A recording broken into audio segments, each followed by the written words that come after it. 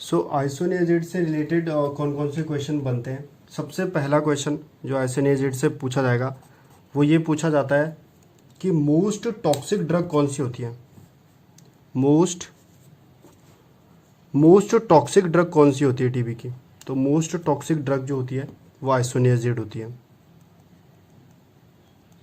Okay, second question, अगर कोई भी पेशेंट, चलिए पहले इंपॉर्टेंट क्वेश्चन की बात कर लेते हैं। आइसोनियाजिड किस चीज़ को लीड करता है, पेरिफेरल न्यूराइटिस या neuropathies. Peripheral neuropathies isoniazid lead करता है पेरिफेरल न्यूरोपैथी को, और इसीलिए हम उस पेशेंट को देते हैं विटामिन B6 या pyridoxine. Supplement the diet with pyridoxine और विटामिन B6 पायरिडॉक्सिन। ठीक है, ये बहुत इंपॉर्टेंट क्वेश्चन है, बहुत बार पूछा जाता है कि अगर किसी पेशेंट को आइसोनियाजिड चल रहा है तो पेशेंट में क्या देखने को मिल सकता है, पेरिफेरल न्यूरोपैथीज देखने को मिल सकती हैं। और इसका जो सॉल्यूशन है वो क्या है, हमको उसकी जो डाइट है उसमें विटामिन B6 की अमाउंट को बढ़ानी पड़ेगी, क्योंकि हमें पता है आइसोनियाजिड क्या करती है, पेरिफेरल न्यूराइटिस करता है। अगर पूछता है मोस्ट टॉक्सिक ड्रग कौन सी है तो हम क्या बोलेंगे, आइसोनियाजिड है। तीसरा, वही जो चीज़ है पेरिफेरल, सी एक और चीज़ मैं आपको बता देता हूँ, आइसोनियाजिड पेरिफेरल न्यूरोपैथी के साथ साथ एक और चीज़ करता है, हेपेटाइटिस ऑल्सो। ठीक है, आइसोनियाजिड याद रखना, रिफेम्सिन और आइसोनियाजिड हिपैटोटॉक्सिक होते हैं। ठीक है, सो जब भी कोई भी चीज़ हिपैटोटॉक्सिक होती है ना, तो आप पेशेंट में लीवर फंक्शन टेस्ट करो, आप पेशेंट को लीवर एंजाइम के उनके लीवर एंजाइम के लिए पेशेंट को देखो, आप पेशेंट को अल्कोहल के लिए मना करो, तो ये सारे जो पॉइंट्स हैं ना वो अपने आप आ जाते हैं। तो अगर पेशेंट अब पेशेंट को ना हेपेटाइटिस या पेरिफेरल न्यूरोपैथी करा सकता है, हिपैटोटॉक्सिक होता है इसलिए हेपेटाइटिस करा सकता है, तो हम पेशेंट को क्या बोलेंगे, हम पेशेंट को बोलेंगे देखिए आप आइसोनियाजिड ले रहे हैं तो आप क्या करिए, अपना लीवर फंक्शन टेस्ट कराइए। ठीक है, आप अल्कोहल मत लीजिए। पेशेंट को बताएंगे देखो ये साइन होते हैं हेपेटाइटिस के, तो अगर ये आते हैं तो आप हमें बताइए। ठीक है, आप अपनी डाइट में विटामिन B6 लीजिए या पायरिडॉक्सिन रिच डाइट लीजिए। ठीक है, तो इस तरीके से क्वेश्चन बनते हैं कि अगर एक पेशेंट है वो आइसोनियाजिड ले रहा है तो आप पेशेंट में क्या करेंगे, हम बोलेंगे लीवर फंक्शन टेस्ट करेंगे, हमें पता है वो हिपैटोटॉक्सिक ड्रग है। ओके, सो ये जो क्वेश्चन है पेरिफेरल न्यूरोपैथी कराती है, हेपेटाइटिस कराती है, मोस्ट टॉक्सिक होती है। ठीक है, एक और बात याद रखना कि इसके साथ भी आइसोनियाजिड के साथ भी ओरल कॉन्ट्रासेप्टिव पिल्स को अवॉइड किया जाता है, ये लीड कर सकता है प्रेगनेंसी को, सेम इसका रीज़न है। ठीक है, रिफेम्सिन के साथ मोस्टली क्वेश्चन पूछा जाता है, बट आइसोनियाजिड के साथ भी यही केस होता है। अब इन क्वेश्चंस के बाद एक इंपॉर्टेंट क्वेश्चन आता है जो आइसोनियाजिड के साथ हमको जरूर डिस्कस करना चाहिए, वो है आइसोनियाजिड जब भी कोई पेशेंट ले रहा है ना, ये मोस्ट इंपॉर्टेंट क्वेश्चन है, बट ये उससे भी ज़्यादा इंपॉर्टेंट क्वेश्चन है कि अगर कभी भी कोई पेशेंट आइसोनियाजिड ले रहा है तो उस पेशेंट को कौन सी डाइट अवॉइड करनी चाहिए, and the answer is tyramine rich diet. Tyramine जो डाइट होती है, जो food, avoid food rich in tyramine such as like cheese, dairy product. Okay, so ये जो टायरामिन रिच डाइट है उसको अवॉइड करनी है अगर पेशेंट आइसोनियाजिड ले रहा है तो।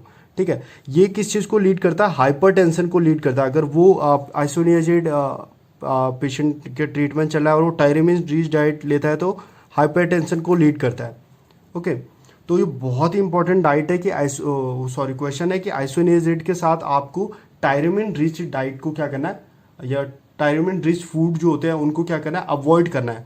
ठीक है, जैसे कि चीज़, क्वेश्चन पूछ लेगा आपसे कि एक पेशेंट है जैसे आइसोनियाजिड थेरेपी चल रही है तो उसमें से इनमें से कौन से फॉलोइंग जो ऑप्शन है उसको हमको अवॉइड करना है, तो चीज़ अवॉइड करें, डेयरी प्रोडक्ट अवॉइड करें। अगर आइसोनियाजिड चल रही है तो डेयरी प्रोडक्ट अवॉइड करें, क्योंकि डेयरी प्रोडक्ट में टायरामिन होता है और अगर पेशेंट को टायरामिन लेगा तो हाइपरटेंशन क्राइसिस इस तरीके से होता है पेशेंट को। ठीक है, अगर कोई भी पेशेंट आइसोनियाजिड ले रहा है तो चीज़ अवॉइड करें, क्योंकि उसमें क्या होता है, टायरामिन की अमाउंट ज़्यादा होती है। तो ये क्वेश्चंस, ये 5 क्वेश्चंस आइसोनियाजिड के बारे में मत भूलना। ये एनक्लेक्स, लिपिनकॉट, मॉसबी, हर जगह ये क्वेश्चन होते हैं। ठीक है, एक और क्वेश्चन मैं आपको बताता हूँ, 6th क्वेश्चन, अगर पेशेंट आइसोनियाजिड ले रहा है क्योंकि हमें पता है आइसोनियाजिड क्या होती है, हिपैटोटॉक्सिक होता है, इसलिए 36 ईयर्स से ज़्यादा जो लोग होते हैं, जो अडल्ट होते हैं 36 ईयर्स से ज़्यादा, उनको रिकमेंड नहीं की जाती है isoniazid, not recommended to individuals who are greater than 35 year old, okay, because of increase risk of isoniazid associated hepatitis. आप अपने नोट्स बना सकते हैं, मैं आपको बता रहा हूँ 36 ईयर्स से ज़्यादा अगर कोई पेशेंट है तो उसको आइसोनियाजिड नहीं चलेगी, बिकॉज रिस्क होता है आइसोनियाजिड एसोसिएटेड हेपेटाइटिस का। मैं लिख देता हूँ, यहाँ पे लिख देना, आइसोनियाजिड एसोसिएटेड टॉक्सिक हेपेटाइटिस का रिस्क होता है, इसलिए नहीं देते हैं, ठीक है। करती क्या है, और एक और चीज़, अगर आइसोनियाजिड है तो उसका थेरेपेटिक इफेक्ट आपको कब देखने को मिलता है, 2 से 3 हफ्ते के बाद। अगर आपको आइसोनियाजिड चल रही है तो उसका थेरेपेटिक इफेक्ट आपको 2 से 3 वीक के बाद देखने को मिलता है। ये क्वेश्चन पूछा जाता है, कितने वीक के बाद उसका इफेक्ट देखने को मिलेगा, 2 से 3 वीक के बाद उसका इफेक्ट देखने को मिलता है। आइसोनियाजिड के बारे में और क्वेश्चंस अगर मैं ध्यान करूं तो इनफ है, इतने क्वेश्चन याद रखना। ये याद रखना, टायरोमेन रिच डाइट नहीं लेंगे, चीज़ और डेयरी प्रोडक्ट नहीं लेंगे, पेरिफेरल न्यूराइटिस कराती है तो विटामिन B6 लेंगे, मोस्ट टॉक्सिक होती है, हिपैटोटॉक्सिक होती है तो लीवर फंक्शन टेस्ट करेंगे, लीवर एंजाइम के लिए देखेंगे, अल्कोहल डाइट अल्कोहल अवॉइड करेंगे, और हेपेटाइटिस के साइन देखेंगे। अब पूछ सकता है अगर एक पेशेंट को आइसोनियाजिड चल रहा है, आप पेशेंट को क्या एडवाइस करोगे, तो हम पेशेंट को ना हेपेटाइटिस के साइन से बताएंगे कि ये साइन होते हैं हेपेटाइटिस के, ताकि उसको पता चल जाए कि हाँ इससे टॉक्सिसिटी हो रही है, ओके। तो इस तरीके से क्वेश्चन से आपको हर एंगल से प्रिपेयर रहना होता है किसी भी टॉपिक के बारे में, चाहे वो वन लाइनर्स हो या फिर वो रैशनल बेस्ड क्वेश्चन हो। आप अपने कॉन्सेप्ट क्लियर करके चलेंगे तो आप ऑप्शंस में जो आंसर है उसे फाइंड आउट कर सकते हैं। नेक्स्ट हम देखते हैं, नेक्स्ट देखो, मैंने आपको स्ट्रेप्टोमाइसिन के बारे में बता दिया, उससे रिलेटेड सारे पॉइंट्स बता दिए। मैंने आपको रिफैम्सिन और उससे रिलेटेड सारे पॉइंट्स बता दिए। मैंने आपको आइसोनियाजिड एंड उससे रिलेटेड सारे पॉइंट्स बता दिए, और आपको इंट्रोडक्टरी के सारे पॉइंट्स बता दिए। नाउ एक और ड्रग है जो बहुत इंपॉर्टेंट है और पूछी जाती है, दैट इज इथैम्ब्यूटॉल, ठीक है। इथैम्ब्यूटॉल के बारे में पहला क्वेश्चन वो आपसे पूछ सकता है, और इथैम्ब्यूटॉल के बारे में जो पहला क्वेश्चन वो आपसे पूछेगा, वो पूछेगा कि most effective most bacteriostatic drug कौन सी होती है। याद रखना, सिर्फ और सिर्फ बैक्टीरियोस्टैटिक ड्रग जो होती है वो इथैम्ब्यूटॉल होती है, बाकी बैक्टीरियोसिडल होते हैं, ठीक है। मोस्ट बैक्टीरियोसिडल रिफैम्सिन होता है, मैंने आपको बताया था। यहाँ पर पूछ रहा है मोस्ट बैक्टीरियोस्टैटिक, तो याद रखना ये क्वेश्चन बहुत बार पूछा जाता है, बैक्टीरियोस्टैटिक कौन सी होती है, इथैम्ब्यूटॉल, ओके। मोस्ट बैक्टीरियोस्टैटिक इथैम्ब्यूटॉल होती है।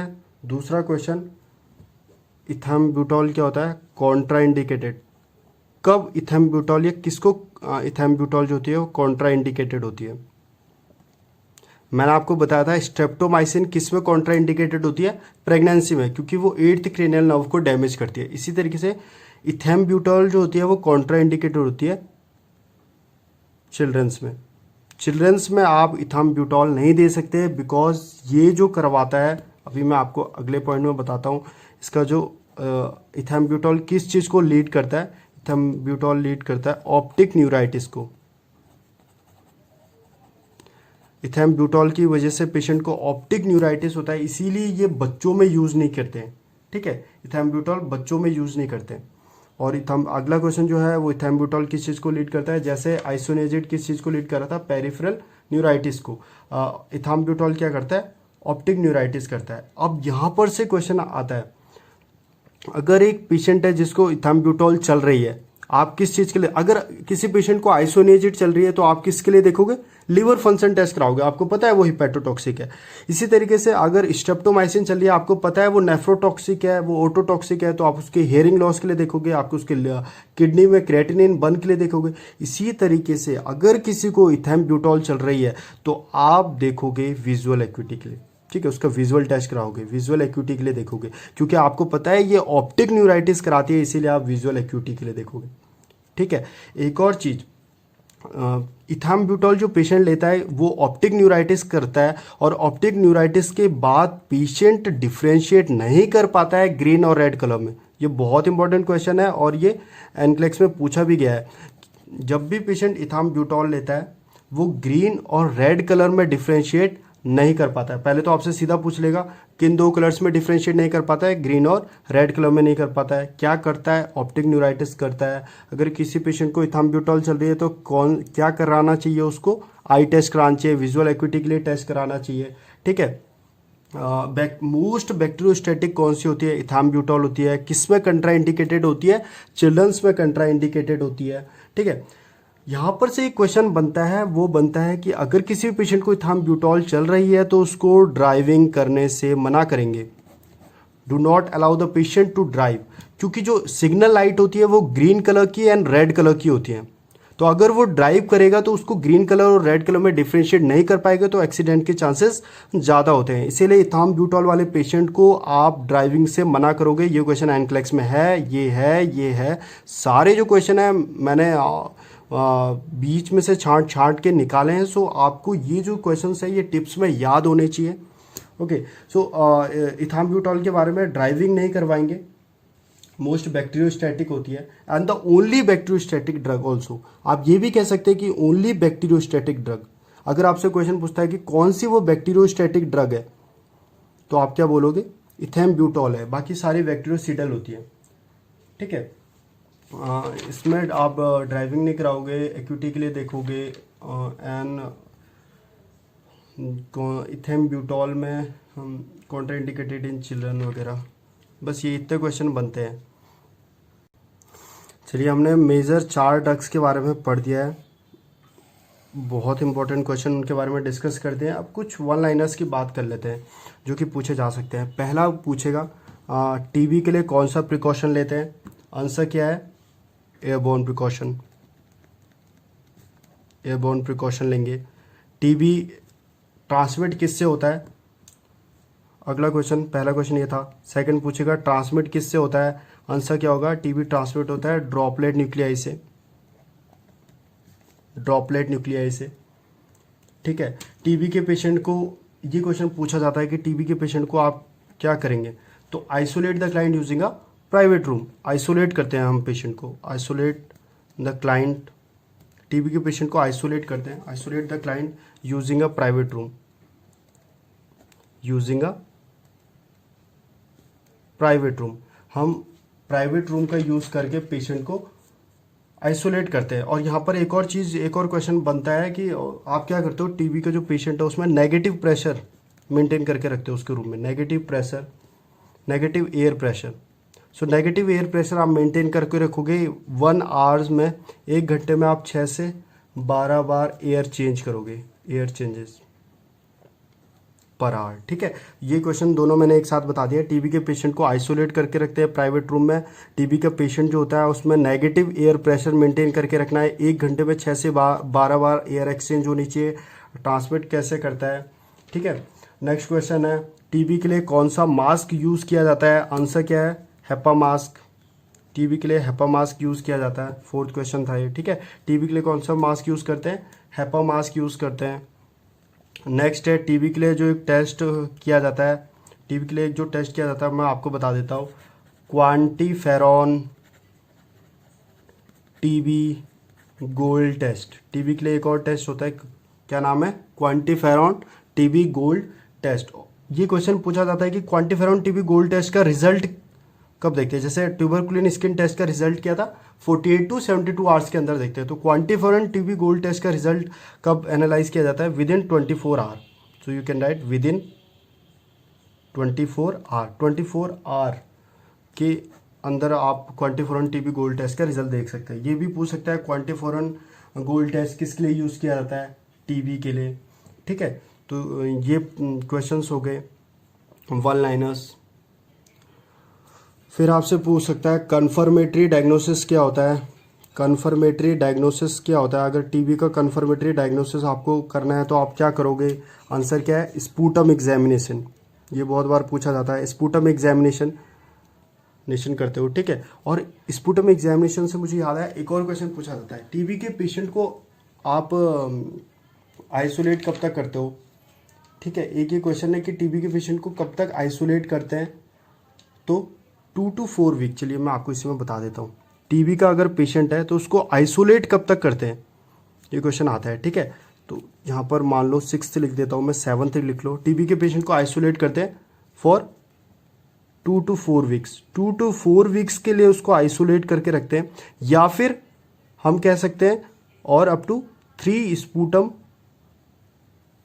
नेगेटिव कल्चर, जब तक कि उसका 3 स्पूटम कल्चर नेगेटिव नहीं आ जाता तब तक आइसोलेट करके रखते हैं, या फिर 2 to 4 वीक्स के लिए करते हैं। ये एनक्लेक्स में क्वेश्चन है, याद रखना, ठीक है।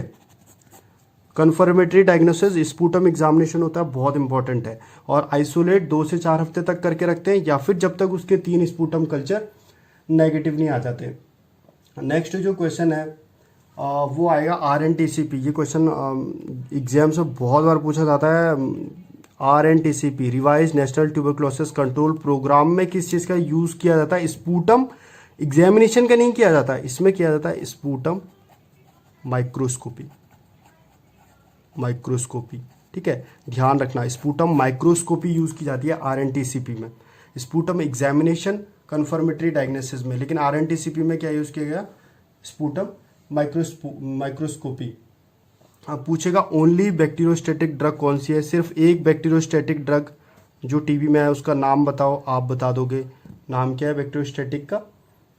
इथैम्ब्यूटॉल, इथैम्ब्यूटॉल। पूछेगा आपसे सेफेस्ट ड्रग कौन सी है प्रेगनेंसी में, जो कि एंटी टीबी यानी एंटी ट्यूबरकुलर ड्रग जो कि सेफेस्ट है प्रेगनेंसी में, आप क्या बताओगे? रिफेम्पसिन, ठीक है। ये सारे क्वेश्चंस पूछता है 9th 10th। अभी तक मैंने आपको 40-50 क्वेश्चन सिर्फ और सिर्फ अक्रॉस 30-35 क्वेश्चंस बता दिए हैं सिर्फ टीबी के बारे में, ओके। नेक्स्ट, हाँ, आपसे पूछा जा सकता है कि गोन्स बॉडीज किस में देखने को मिलती है? गोन्स बॉडी किस में देखने को मिलती है? आंसर क्या है? टीबी में, ठीक है।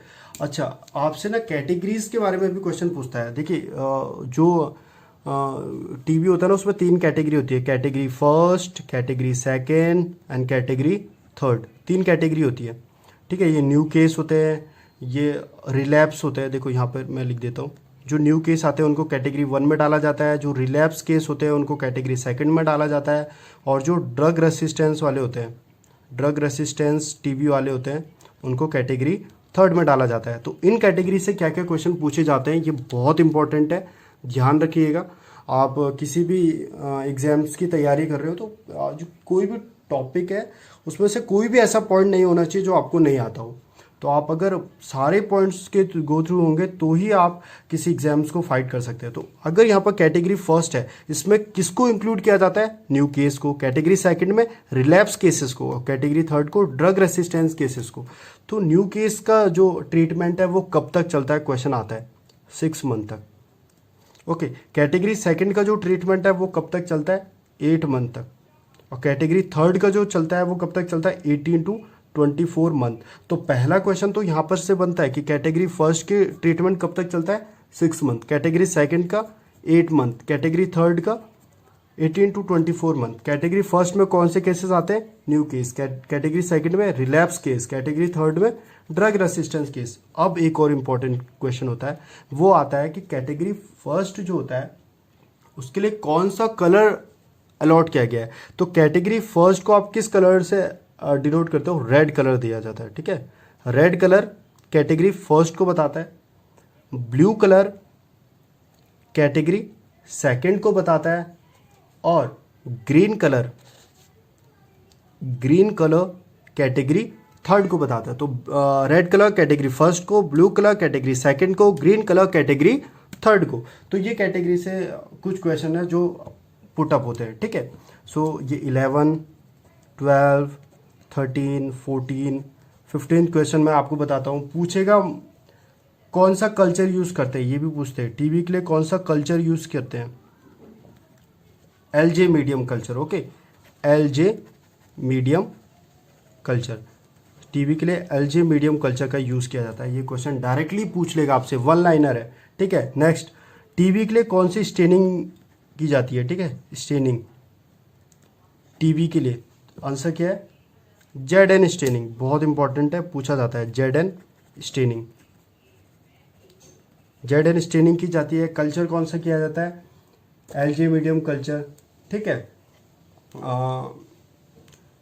तो ये सारे क्वेश्चंस हैं जो कि रिलेटेड है टीबी से, वन लाइनर से ये। ठीक है, तो आज के लेक्चर में मैंने आपको ट्यूबरक्लोसिस, जो कि बहुत इंपॉर्टेंट टॉपिक है, उसके बारे में जितने 40-50 आप उससे कितने भी क्वेश्चन बना लीजिए, लेकिन मैंने आपको डायरेक्टली अराउंड 40 क्वेश्चंस बता दिए हैं।